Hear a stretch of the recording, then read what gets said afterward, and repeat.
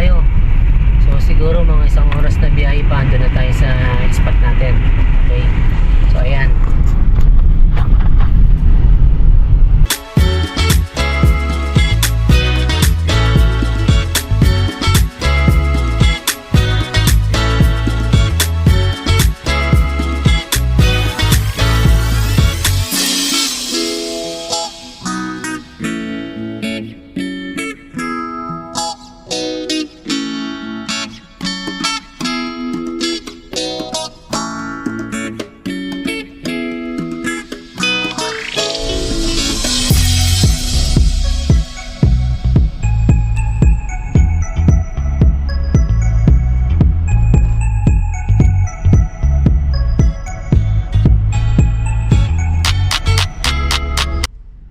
So guys, nung makita ko itong malaking statwa ni Mama Mary, nag-decide muna ako mag-side trip. Ito pala yung tinatawag nilang Monte Maria Shrine and located in Barangay Pagkilatan, Batangas. Ito po ay itinayo ni Governor Hermelando Mandanas noong taong 2013.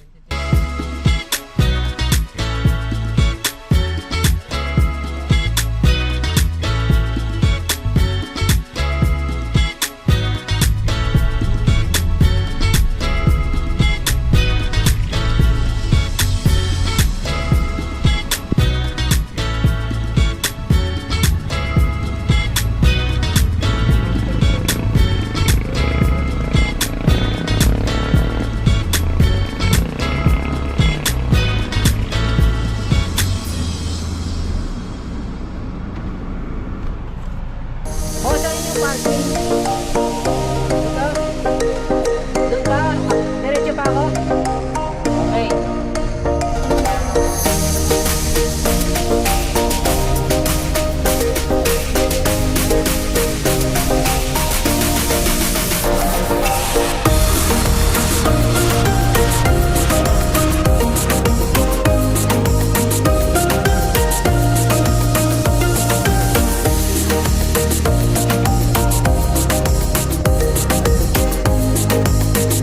Ayan guys, tingnan nyo, sobrang ganda ng tanawin dito. Mas maganda ito kung makikita nyo sa personal. Sulit na sulit ang punta nyo dito guys. 20 pesos parking fee lang ang babayaran nyo at makikita nyo na ang napakagandang lugar na ito. May pang Instagram, TikTok, or pang My Day videos and photos na kayo guys.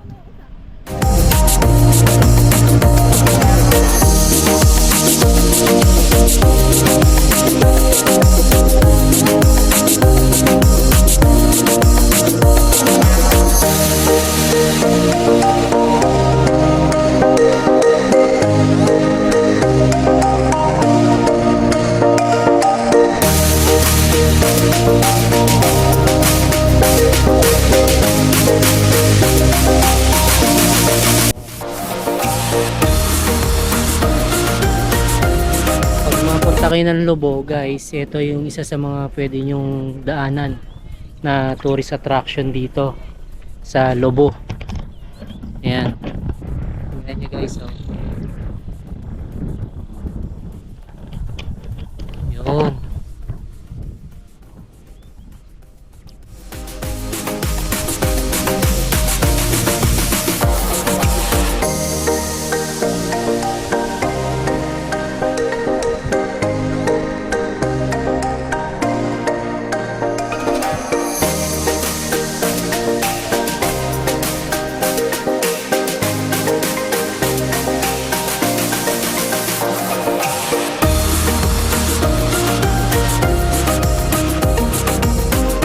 At nga pala guys, pwede rin pala kayo umakyat dito sa taas ng estatwa ni Mama Mary.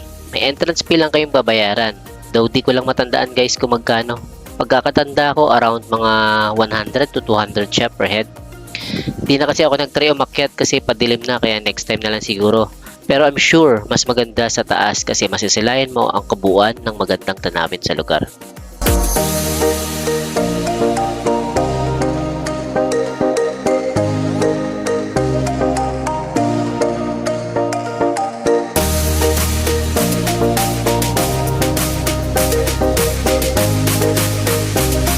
At eto guys, silipin naman natin ang loob kung ano makikita natin dito since andito na tayo.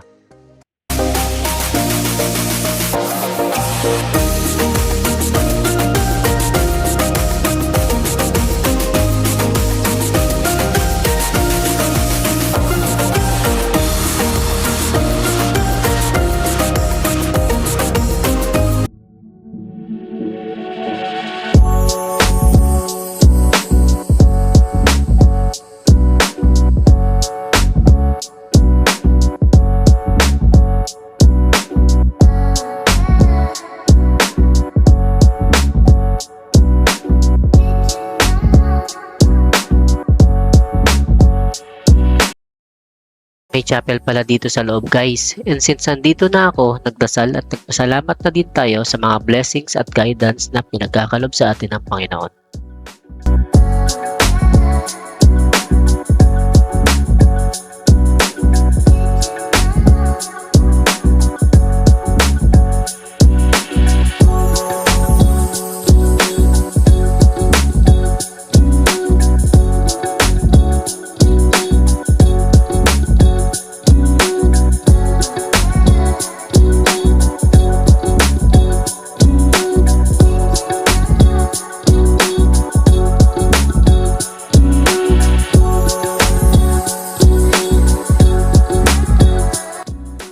Pa-sunset na guys. Grabe, sobrang ganda talaga ng tanawin dito. Sobrang nakaka-amaze.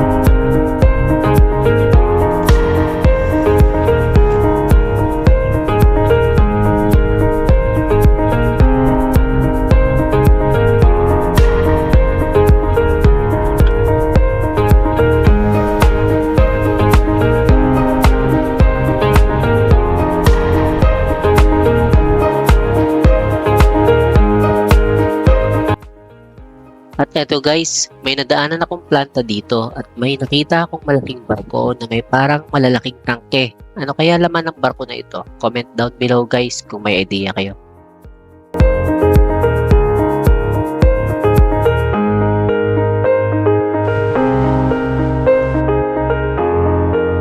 Ayun guys, andito na ako sa cottage na nirentahan ko. Sa tapat mismo ng spot ito. Front beach cottage to guys at sobrang mura lang guys.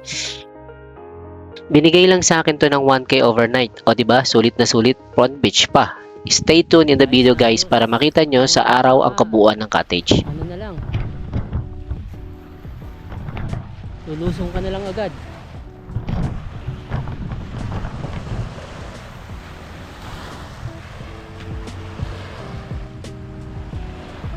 Maganda yung panahon ngayon, walang alon. Yan. Update na lang mamaya. Magna-night dive tayo. Sana makahuli. Good afternoon guys. So eto, lunch na. Kagabi nag-night dive ako. May konting nahuli, maliliit. Eto, pinaksiw na. Ulam namin for lunch. Tapos kanina naman wala namang nahuli. Tapos nadisgrasya pa yung GoPro. Nantik lang wala. Kasi ito pala natatanggal madaling matanggal buti nakita ko pa mga 30 minutes kaya hinanap yung GoPro na to bago ko nakita. Ito guys yung nahuli ko. Ito niluto na. Ayan, pinaksiw. Ayan, maliliit lang kasi night dive yan kasi ito naman prito na baby trevally sa kapugita. Nahuli ko kagabi. Yan. Yan ang nakayanan. So guys, kain tayo. Ito masarap to Ayan.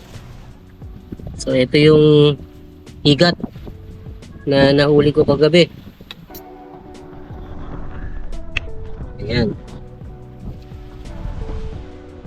Kita ba? Yan. So, yan. Dami kong kutsara. So, ito. Sarap to, guys.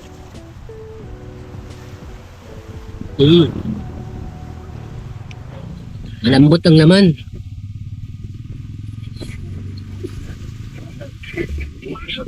Huwag ng paksiw. Ayan.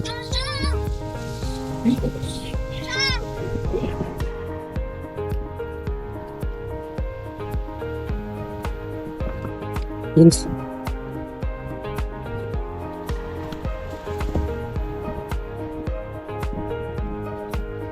Ito yung ating prito.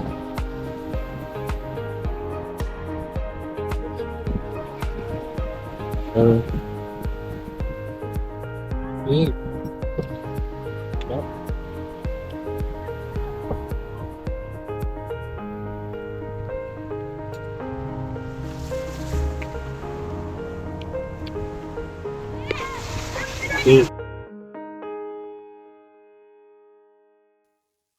At dahil sa napagod tayo sa pamamana guys, pahinga muna tayo. Sarap dito sa duyan kasi mahangin at nakaka-relax yung sounds ng alon ng dagat.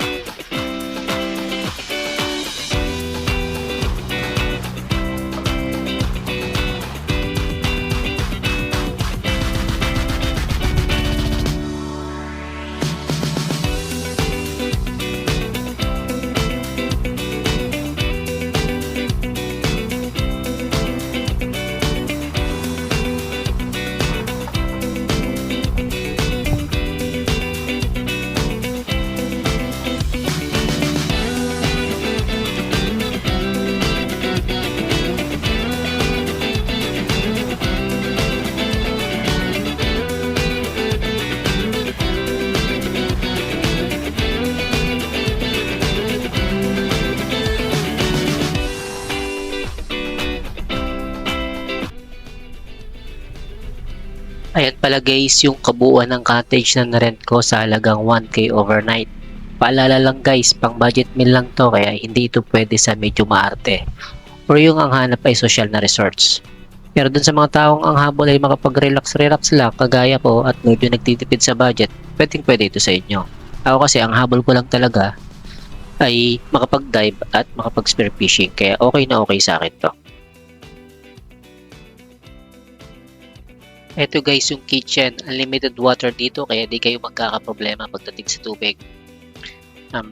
Dito banda yung lutuan, pwede rin kayo magdala ng kalang gamit ang butane kung ayaw nyo magluto gamit ang kahoy. Ito naman guys yung CR, okay naman siya and like I said, di ka magkakaproblema pagdating sa tubig.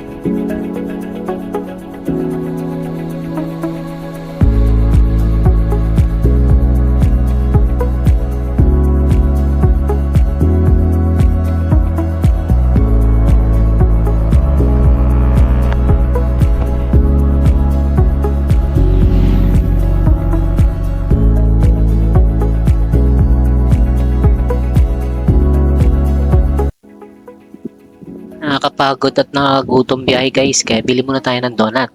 Grabe, ang sasarap talaga ng flavor ng donut dito.